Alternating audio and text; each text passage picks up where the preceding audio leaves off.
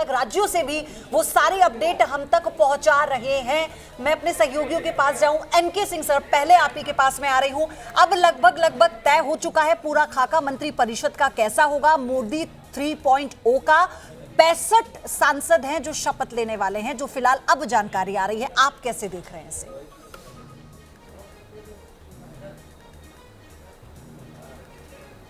देखिए, 65 सांसद का सीधा मतलब हुआ कि 65 का कैबिनेट, ये जो काउंसिल ऑफ मिनिस्टर्स होगा, और इस काउंसिल में अभी भी स्कोप रहेगा 16 लोगों को आगे एकोमोडेट करने का, क्योंकि कोएलिशन कंपल्शंस है।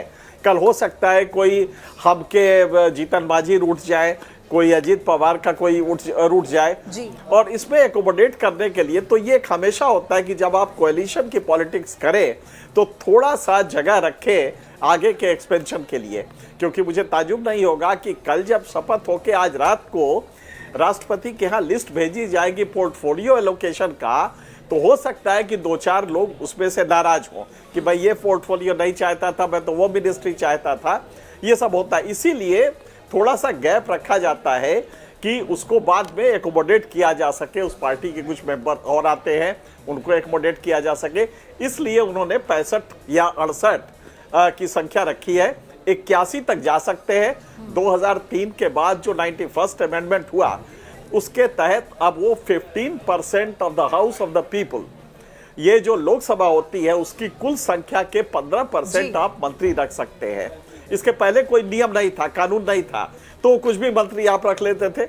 लेकिन अब चूंकि ये नियम आ गया है, तो अभी मोदी जी दोबारा जब करेंगे कभी एक्सपेंशन, जब जरूरत पड़ेगी पॉलिटिकली, तो वो 16 लोगों को और एकोमोडेट कर सकते हैं। मतलब आपने 15% की जब बात की तो 16 लोगों को और कर सकते हैं। लेकिन फिलहाल अभी ये तो तय हो गया है कि लगभग 65 सांसद हैं जो आज प्रधानमंत्री मोदी, यानी जब नरेंद्र मोदी प्रधानमंत्री पद की शपथ लेंगे, उनके साथ वो शपथ लेंगे। अलग राज्यों से भी वो सारी अपडेट हम तक पहुंचा रहे हैं। मैं अपने सहयोगियों के पास जाऊं। एनके सिंह सर, पहले आप ही के पास में आ रही हूं। अब लगभग तय हो चुका है पूरा खाका मंत्री परिषद का कैसा होगा। मोदी 3.0 का 65 सांसद हैं जो शपथ लेने वाले हैं, जो फिलहाल अब जानकारी आ रही है। आप कैसे देख रहे हैं इसे?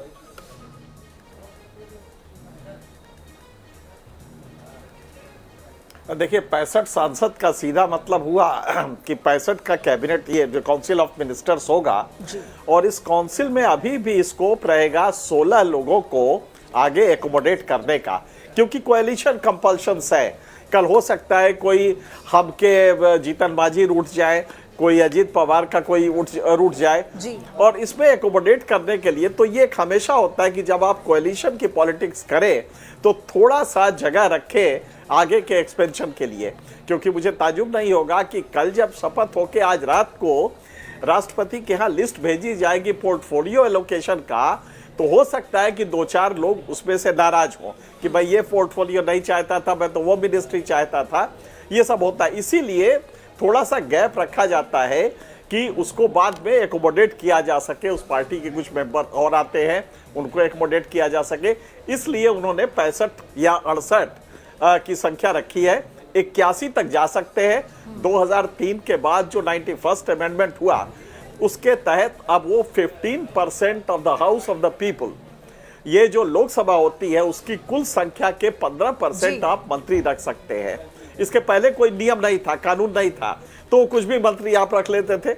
लेकिन अब चूंकि ये नियम आ गया है, तो अभी मोदी जी दोबारा जब करेंगे कभी एक्सपेंशन, जब जरूरत पड़ेगी पॉलिटिकली, तो वो 16 लोगों को और एकोमोडेट कर सकते हैं। मतलब आपने 15% की जब बात की तो 16 लोगों को और कर सकते हैं। लेकिन फिलहाल अभी ये तो तय हो गया है कि लगभग 65 सांसद हैं जो आज प्रधानमंत्री मोदी, यानी जब नरेंद्र मोदी प्रधानमंत्री पद की शपथ लेंगे, उनके साथ वो शपथ लेंगे।